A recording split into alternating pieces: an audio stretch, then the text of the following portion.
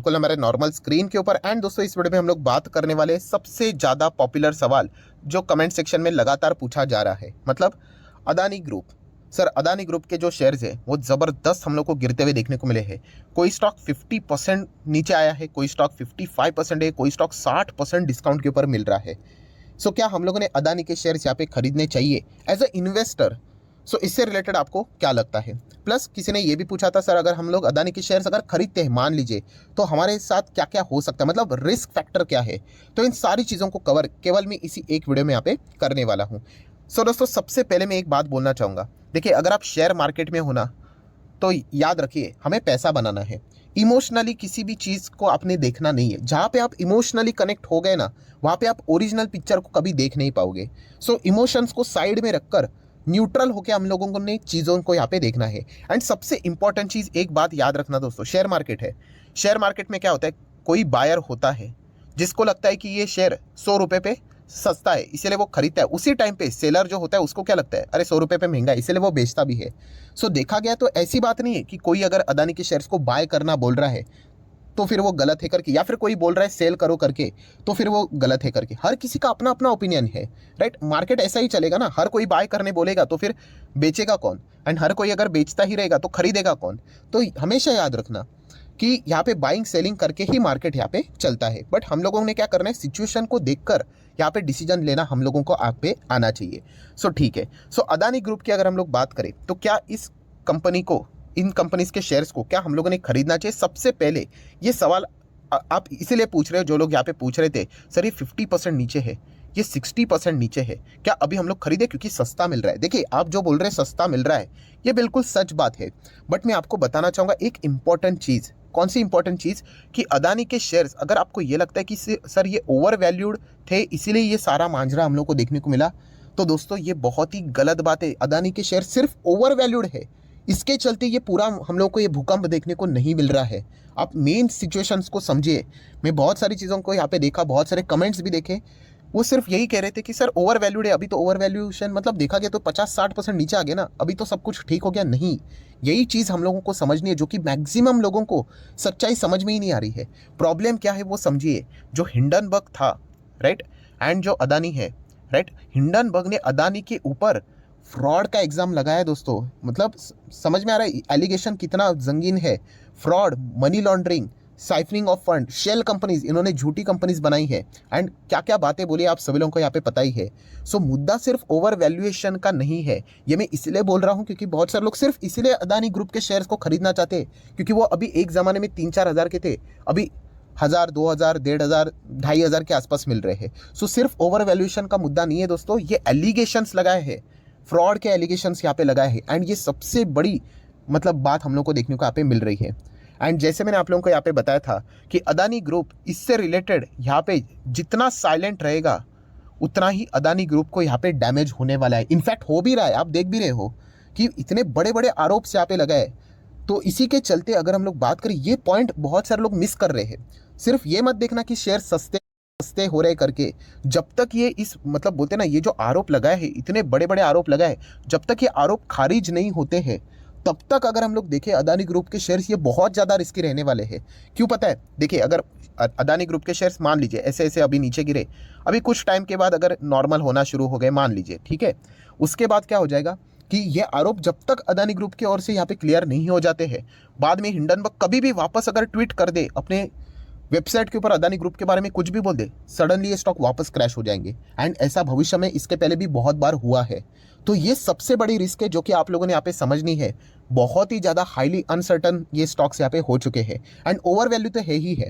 And अगर हम ये बात कहते हैं कि ये 50% नीचे है, 60% नीचे, बट अगर हम चेक करें स्टिल ये आज भी ओवर वैल्यू है।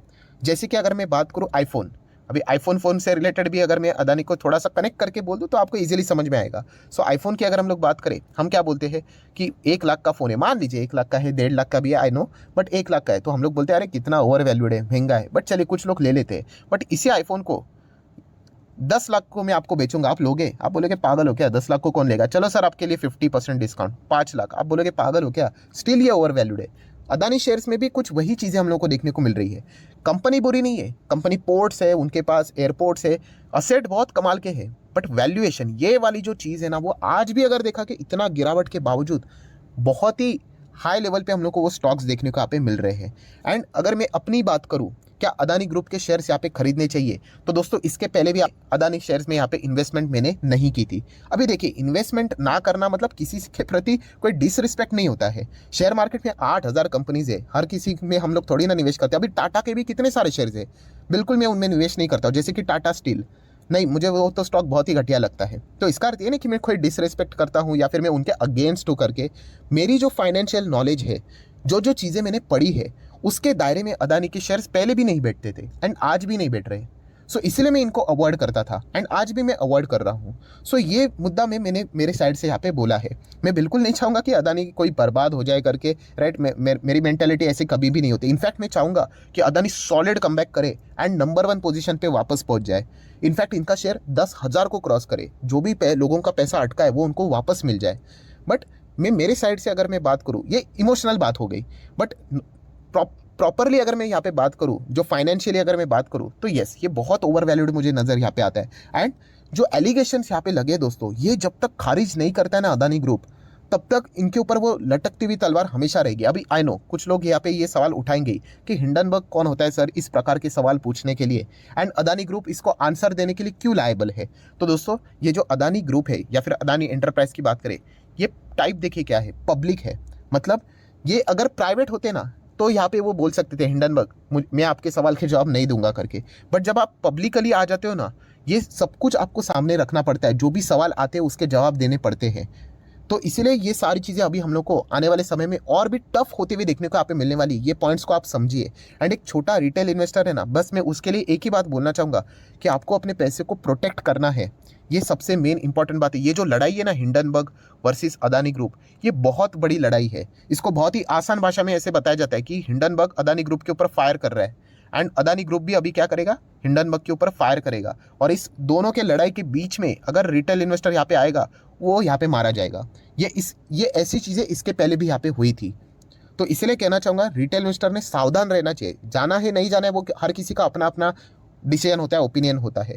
बट पर्सनली अगर मैं अपनी बात करूँ तो रिटेल इन्वेस्टर को मैं बस इतना ही कहना चाहूँगा दोस्तों कि स्टॉक मार्केट में 8,000 से भी ज़्यादा कंपनीज है। फंडामेंटली अच्छे अच्छे कंपनीज आपको 40-50% डिस्काउंट के ऊपर मिल रहे हैं। आप वहाँ पे जाने की विचार भी चाहो तो कर सकते हो। बट सिर्फ यहाँ पे अदानी ग्रुप के शेयर्स हमें सस्ते मिल रहे हैं, इसीलिए अगर आप जा रहे हो तो मैं आपको बताना चाहूँगा ये सस्ते स्टॉक्स और भी भविष्य में शायद से सस्ते हो सकते हैं।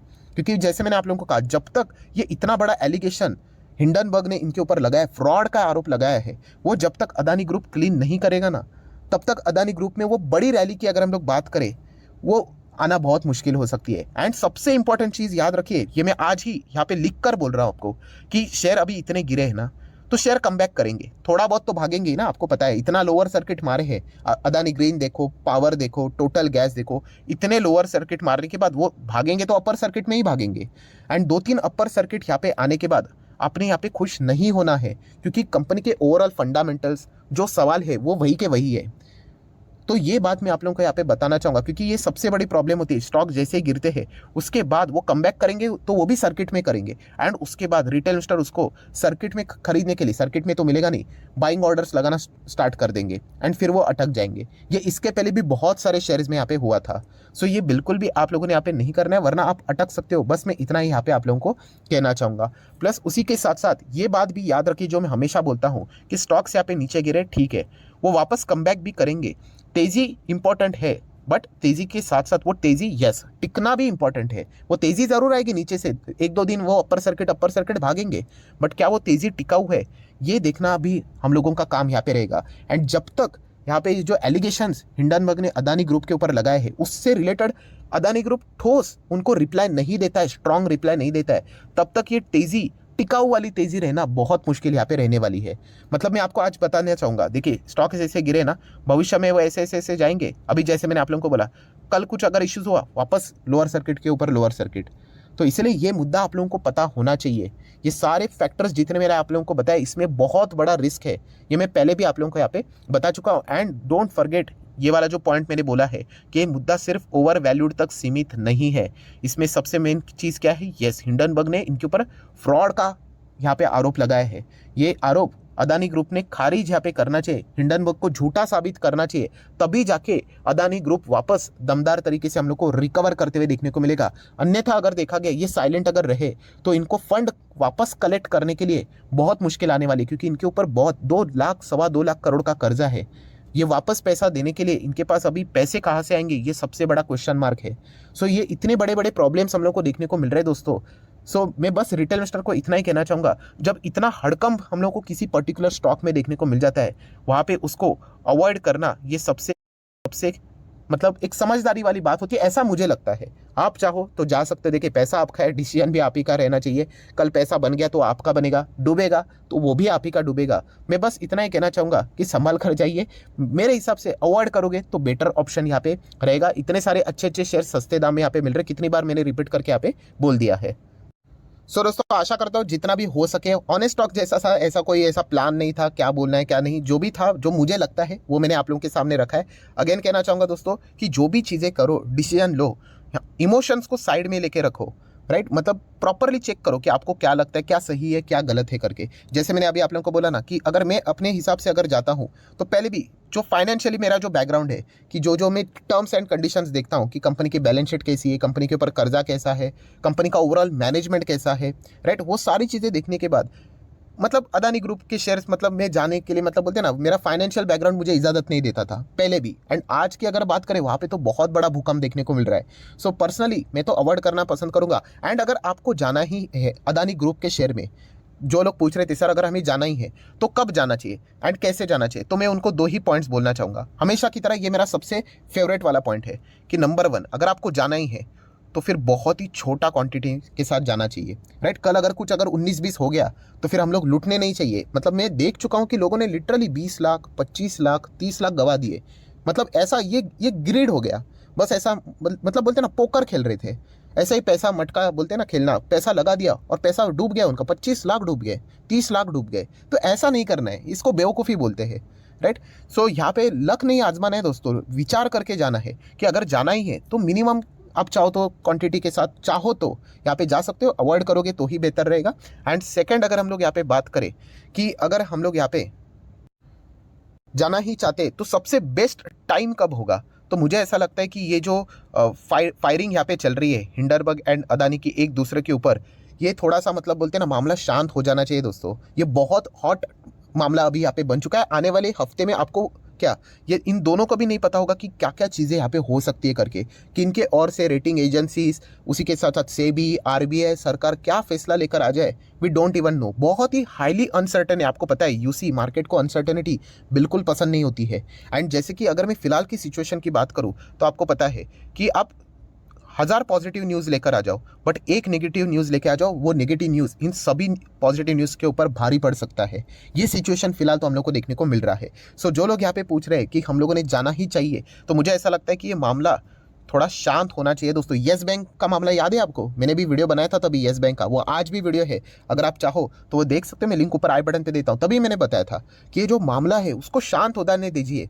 ये मतलब बोलते हैं ना बहुत ही हॉट टॉपिक बन चुका है, इसमें अगर आप हाथ डालोगे हाथ जल सकता है, इतना ज़्यादा ये टॉपिक यहाँ पे हो चुका है। बट फिर भी लोग क्यों जाना पसंद करते हैं, क्योंकि फटाफट कुछ पैसा बने तो इसलिए वो जाना चाहते हैं। बन भी सकता है पैसा, सभी लोगों को पता है। अभी अदानी एंटरप्राइज हम लोगों ने देखा फ्राइडे के दिन नीचे से 50% भागा।